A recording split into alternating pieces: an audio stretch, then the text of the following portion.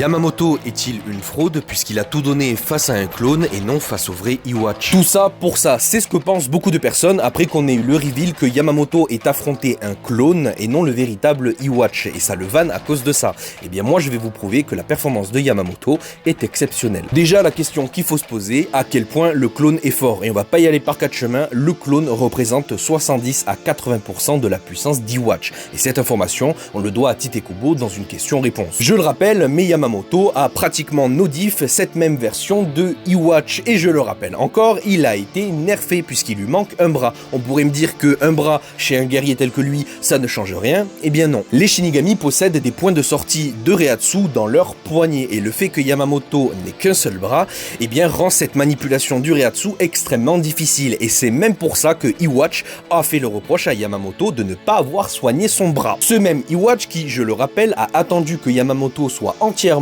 épuisé pour lui voler son Bankai, parce que Yamamoto allait le refaire, malgré le fait qu'il soit nerfé. Donc Yamamoto a pratiquement no diff 80% de la puissance de Iwatch avec un bras en moins et un contrôle sur le Reiatsu extrêmement difficile.